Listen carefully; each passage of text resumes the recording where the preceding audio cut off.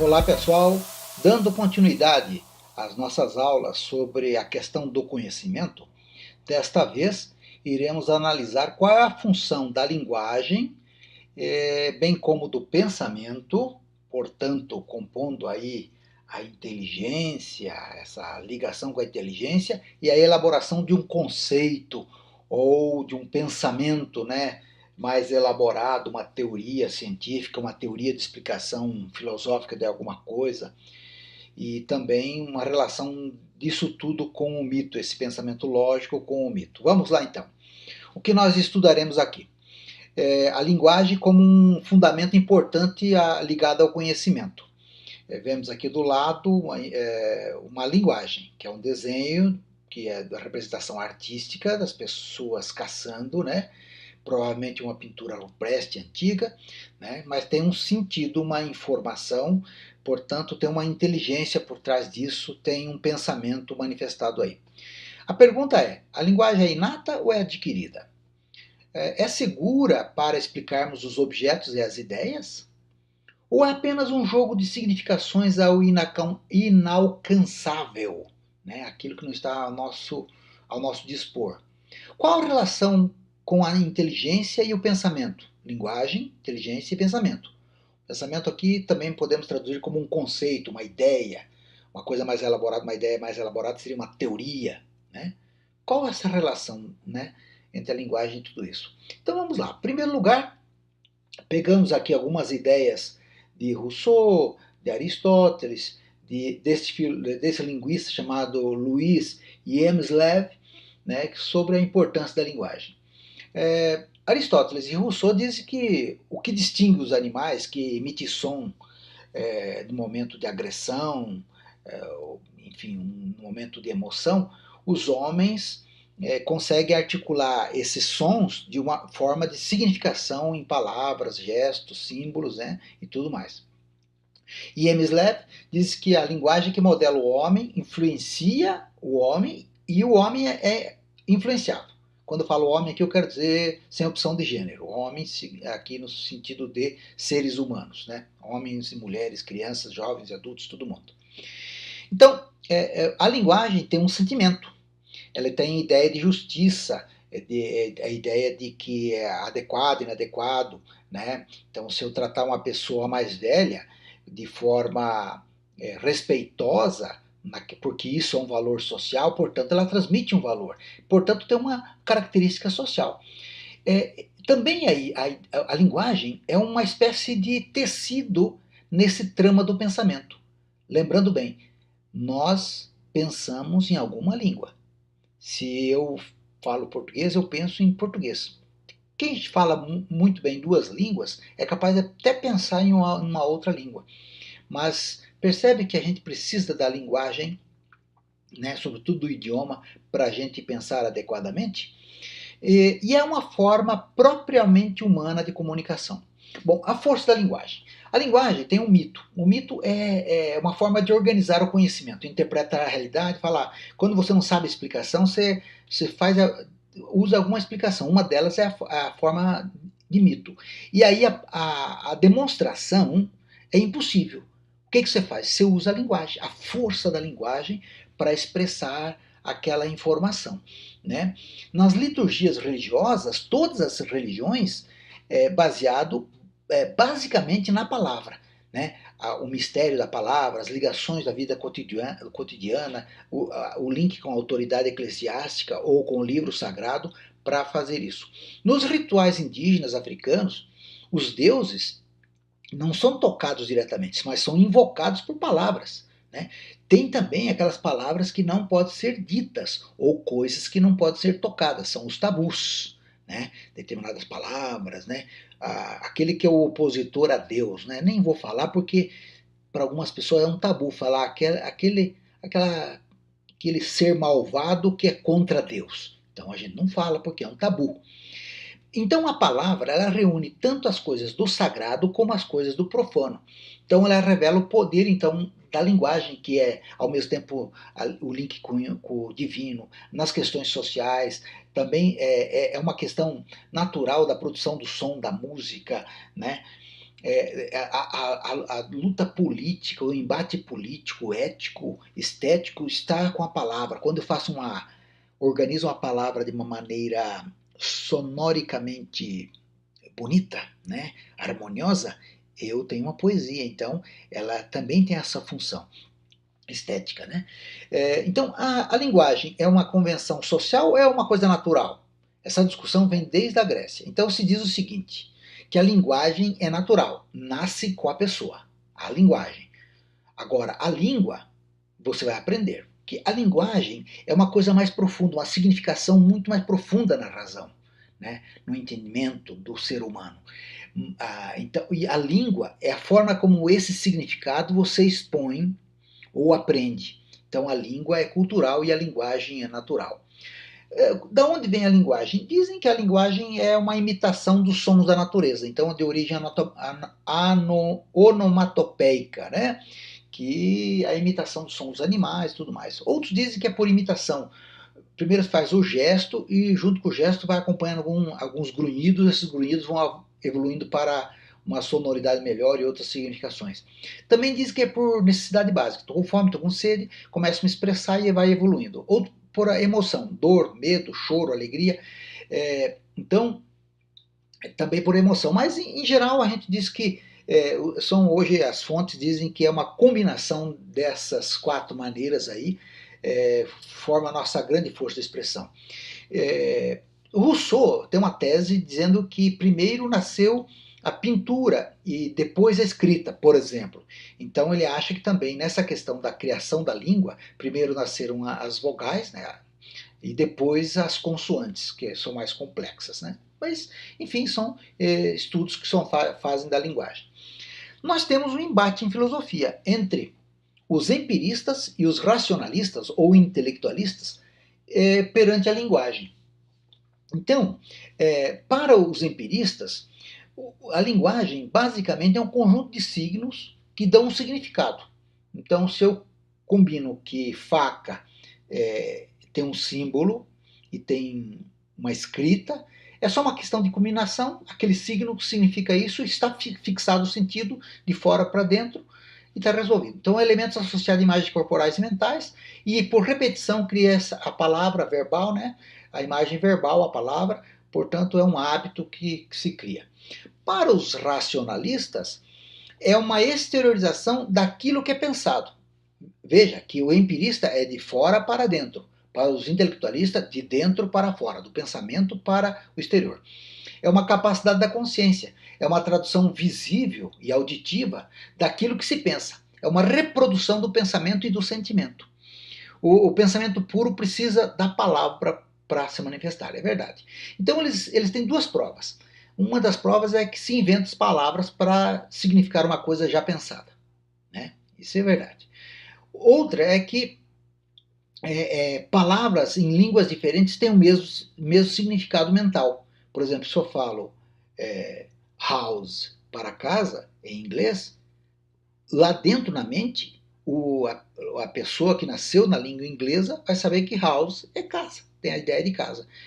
Ao contrário de lar. Lar é quando tem uma convivência familiar, então lá é home. Então, home e lar em português também tem o mesmo significado. São palavras diferentes, mas com o mesmo significado. Portanto, os intelectualistas tendo que comprovar que é uma exteriorização daquilo que é pensado, independente de como se exterioriza, o importante é o que é pensado. Bom, então, diante da linguagem, os intelectualistas vão dizer que tem mais uma prova, que é o caso da Helen Keller. Ela nasceu surda e muda, aliás, desculpe aí, ela nasceu surda e cega, e ela conseguiu se formar.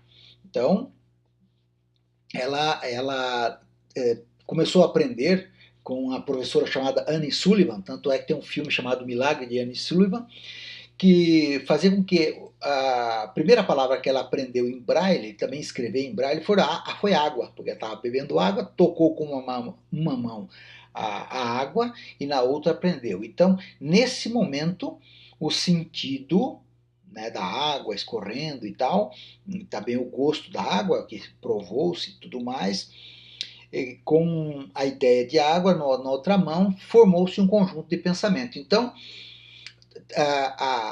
o gesto traduzia o que a mão sentia.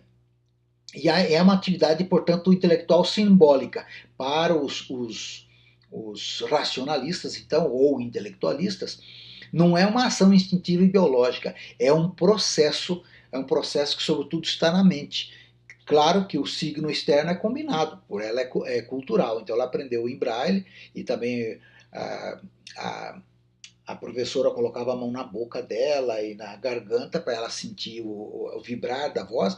Então, quando tocava a água, aprendia as letras água em braille, também falava water, water, e aí ela sentia essa vibração, a saída do ar pelo nariz, pela boca, a vibração na garganta com a mão dela própria, conseguiu, junto com com a professora Ana Sullivan, aprendeu a primeira palavra água. A partir daí começou a aprendizagem, ela se formou em curso superior, em bacharel em artes, né? Que é equivalente também à filosofia. Bem, falamos um pouco então dos empiristas e intelectualistas ou racionalistas, passamos agora para o pessoal da fenomenologia. Para a fenomenologia, a linguagem é um processo que envolve o exterior e o interior, né?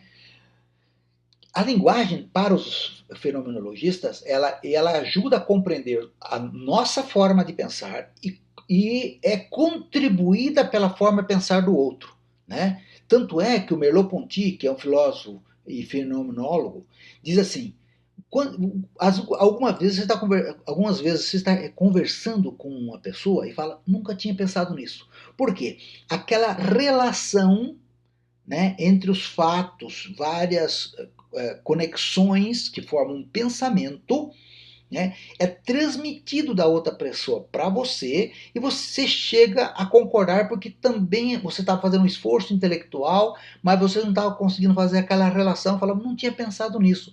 Então, pressupõe que a outra pessoa deu um sentido de várias relações complexas, passou para você através da linguagem e você compreendeu. Portanto, você compreende, você pensa com a linguagem e também você aprende com os outros através da linguagem.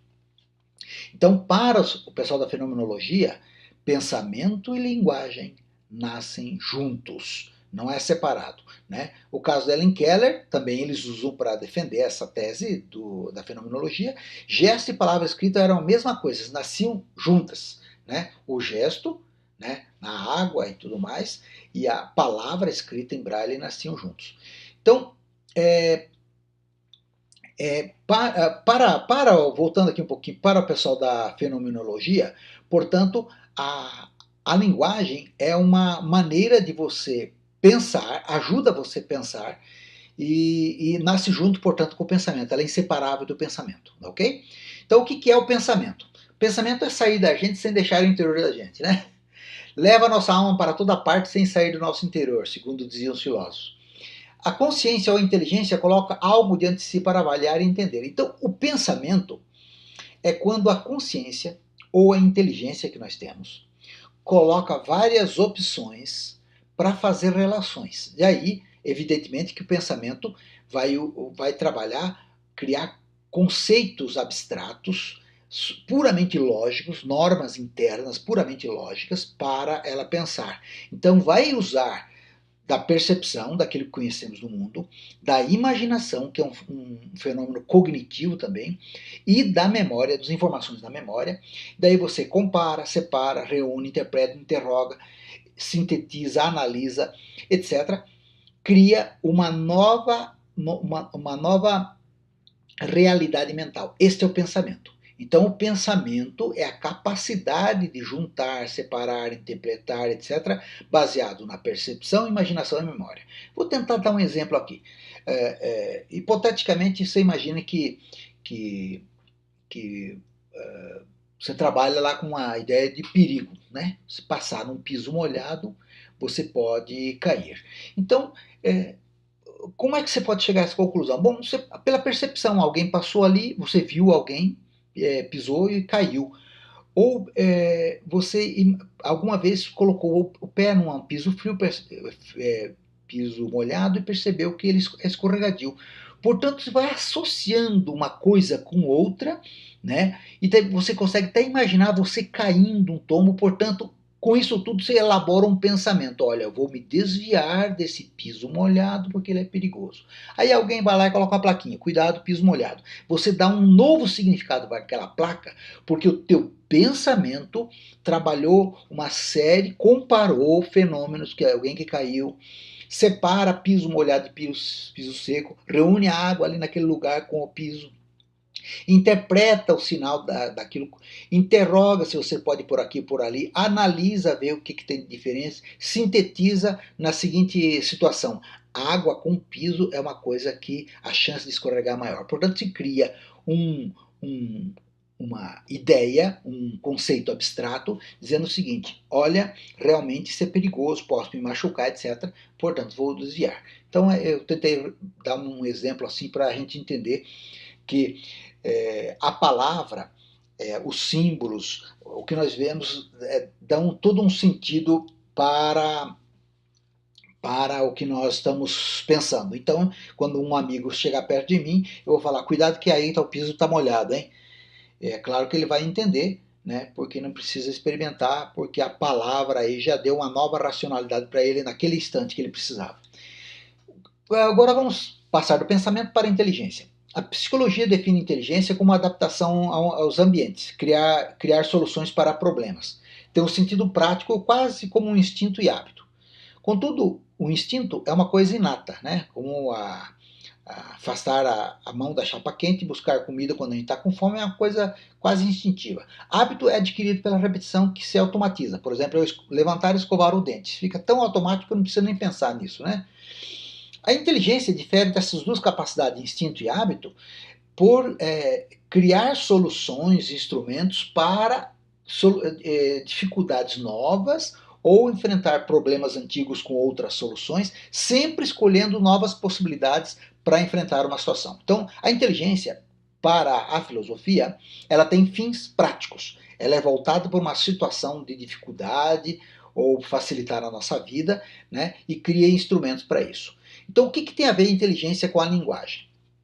A inteligência, como pensamento, é inseparável da linguagem, porque a linguagem é uma forma de você pensar. Então, linguagem e pensamento nascem juntos. Segundo o Piaget, que aparece aí no alto, ele diz o seguinte: quando uma criança consegue fazer relações reversíveis, também consegue fazer as frases reversíveis. Por exemplo, se perguntar para uma criança: você tem um irmão? Ela fala: tem. Como é o nome dele? Pedrinho, né? Ele fala assim: e teu irmão tem uma irmã? Se uma criança de 4 anos, 3 anos, ela vai falar: não, o Pedrinho não tem irmã. Porque ela, o pensamento do mundo a partir dela, ela não consegue sair dela para pensar a partir do mundo para ela, né? Então, essas chamadas relações reversíveis, portanto, ela não pensa daquela forma, portanto ela não fala. Não é que ela está falando errado, ela não está pensando. Então, a partir do momento que consegue desenvolver um pensamento encadeado com várias informações, percepção, imaginação, memória, né, os signos bem aprendidos, consegue fazer essa relação. Então, a linguagem interliga ideias, percepções, memórias e imaginações, né, para trabalhar melhor o pensamento. O que é inteligência? A inteligência é a atividade mental e também para organizar essa memória. Cria soluções pela prática ou pela significação interna, né? É o conhecimento e a ação. A inteligência trabalha com o conhecimento e com a ação. O conhecimento inteligente cria novos sentidos e compartilha outros conhecimentos. Então, qual é a relação entre inteligência e linguagem? O que a linguagem dá para a inteligência? A linguagem dá para a inteligência comunicação, informação, novos conteúdos de outra pessoa. Lembra daquela frase? Não tinha pensado nisso? Porque alguém passou, deu essa informação nova, pensou diferente, uma comunicação nova, que deu para a inteligência da outra pessoa. Então, ela trabalha com a memória, com a cultura, com o processo de transmissão. Cria inovação e ruptura com os conceitos tradicionais, ou com aqueles conceitos antigos que você tinha. O que a inteligência dá para a linguagem? Ah, sim, quando eu vou falar, eu não falo azul, casa, moro. Né? Eu organizo, tenho um ordenamento. Moro numa casa azul. Quer dizer, eu ordeno de uma forma que organiza a minha linguagem. Então, ao mesmo tempo, eu falo minha casa azul, mas se eu fizer uma análise, eu vou ver que aquela casa, a maior parte dela é azul, mas ela tem uma parte branca, então eu faço uma análise. Mas eu falei azul para sintetizar. Então, síntese e análise está dentro do que a inteligência dá para a linguagem. Da interpretação, compreensão, né? Isso é muito importante. Relembrando então, o que a linguagem dá para a inteligência? Comunicação e informação. O que a inteligência dá para a linguagem? Organização e ordenamento, né? Para facilitar a nossa vida. A inteligência forma uma rede de significações a partir da percepção, imaginação, memória e da própria linguagem. Percebe? A linguagem como elemento de rede de significação. Então a inteligência observa. O pensamento abstrai, separa aquilo do mundo e de outros lugares, da própria memória, da imaginação. Por exemplo, se eu tenho uma memória junto com a percepção nesse momento, eu junto aquela memória com a percepção. Então, isso é inteligência. Eu abstraio uma conclusão futura. Então, dos dados da experiência imediata, elabora conceitos, ideias, juízos. Né? Por exemplo, piso molhado. Eu vou fazer um juízo, um julgamento articulado, baseado no que a inteligência me deu dessas relações. No pensamento, ele articula tudo isso, né? Pelo raciocínio, pensa, pela análise, separa para cá, junta para lá, síntese, vê tudo que é diferente, aquilo que é igual, que dá para ser aproveitado. Então, o pensamento conclui e classifica. A inteligência ajuda a observar, reunir, etc. E o pensamento conclui e classifica. Então, abstrair é separar. Raciocínio pode ser por indução, do que eu vejo várias vezes chega a uma conclusão geral, ou por dedução, por minha articulação mental, minha inteligência mental, pensamento, meus juízos, eu deduzo que aplico uma regra geral. Né? Análise é buscar o diferente ou particular naquilo que é homogêneo, e a síntese é ver o diferente naquilo que é aparentemente comum. Inteligência e pensamento ainda. O conceito é uma rede de essência e significação. O que é um conceito? Quando eu falo para todo mundo, olha, piso molhado, seja molhado com água, com óleo, ou com uma poeira bem fina, né? Pode ser escorregadio, muito mais escorregadio com óleo. Então, eu tenho um conceito, eu trabalho um conceito que dá um sentido interno ao que se refere. Todo mundo vai entender. Há nexos de causa e efeito. Há um nexo necessário entre os elementos que eu estou falando. Então eu trabalho o conceito. Porque o meu pensamento, né, trabalha essas relações por meio de juízos. Conecto informações do pensamento, através da linguagem, né, das informações da percepção, da imaginação, extrai alguma coisa da memória, forma um julgamento, um juízo e elabora um conceito. Piso com água, poeira fina ou óleo são perigosos. Classificando aqui, vou classificar. Então, o conceito é: óleo é muito mais perigoso, água menos, e eu posso até arriscar passar por um piso que tem poeira fina. Então eu tenho um julgamento, mas ele é complexo, vários julgamentos, vários pisos de várias coisas. Então eu crio um conceito.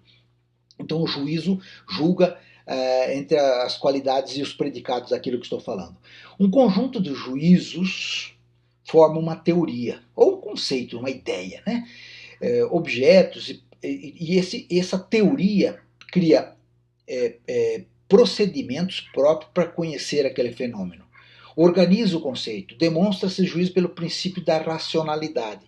Então, quando eu estou falando de piso molhado é perigoso, então eu trabalho, tem um procedimento para conhecer a experiência, alguém informou ou experimentou, depois eu faço a abstração daquilo, não preciso experimentar de novo, levar um novo tombo para aquilo, né?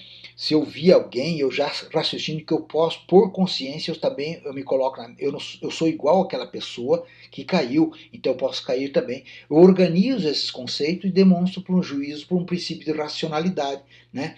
Eu posso explicar, inclusive, cientificamente, mas vamos ficar aqui nessa questão apenas de escorregar no piso sem explicar a questão da molécula, dos átomos e tudo mais.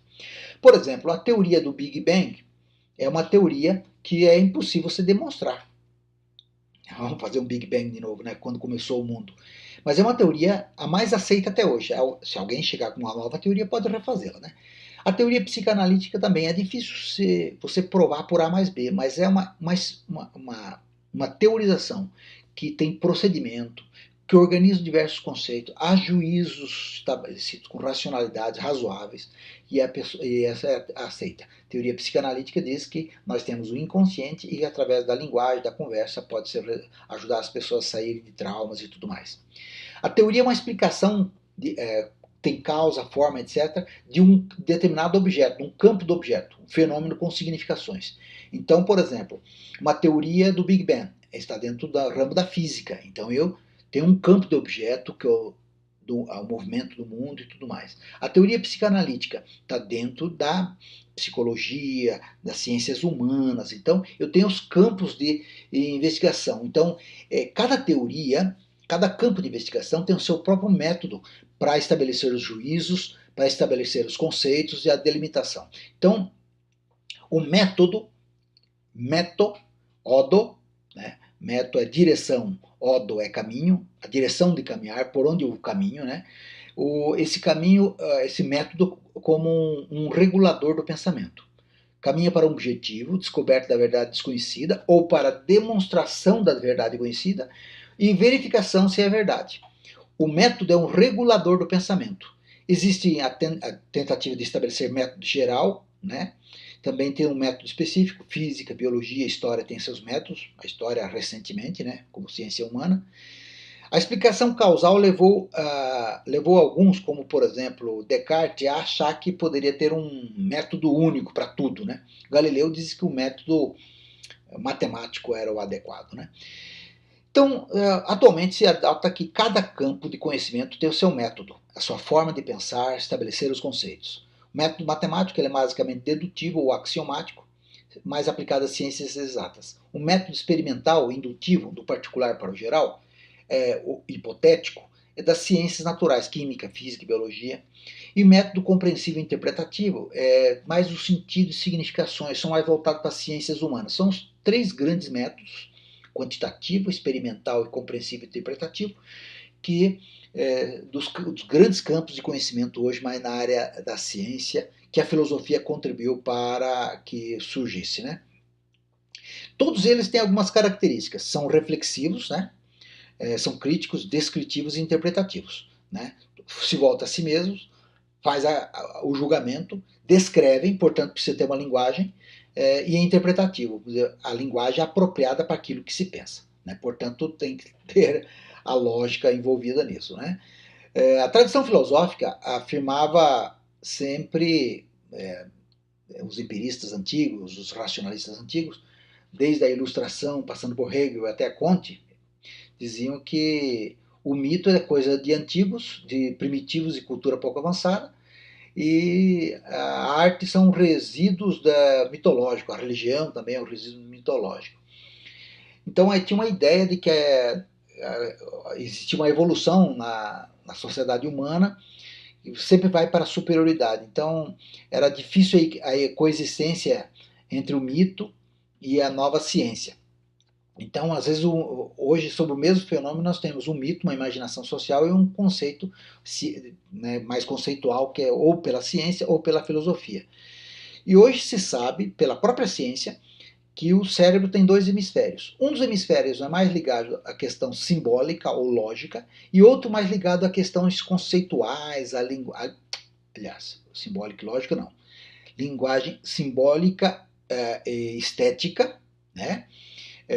E também mais ligada a outra linguagem e os pensamentos conceituais. Bem interessante aqui. Aqui é mais trabalhado mais a questão lógica mesmo. Simbólica é a parte mais mitológica. Conceitual, a parte mais lógica. Então isso depende muito da história da pessoa, da sociedade. Algum hemisfério vai predominar sobre a formação daquela pessoa. Portanto, nós não mais dizemos que quem explica alguma coisa com arte, com mito, de uma forma simbólica, mais artística, é inferior ou superior ao outro. São formas diferentes que a mente usa para explicar os fenômenos que nós temos hoje na sociedade, né? Então, aqui eu vou fazer um pequeno resumo, então, para encerrar. A linguagem e a inteligência se comunicam entre pessoas, entre ela própria na sua racionalidade, trabalhando os juízos, criando o pensamento, que por sua vez elabora conceitos, que por sua vez elabora teorias, né, para a compreensão dos fenômenos do mundo. Desde os fenômenos mais simples, como um piso molhado a gente pode cair, até a teoria do Big Bang.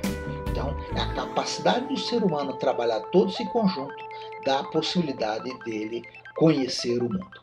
É isso aí, pessoal. Até a próxima. Tchau.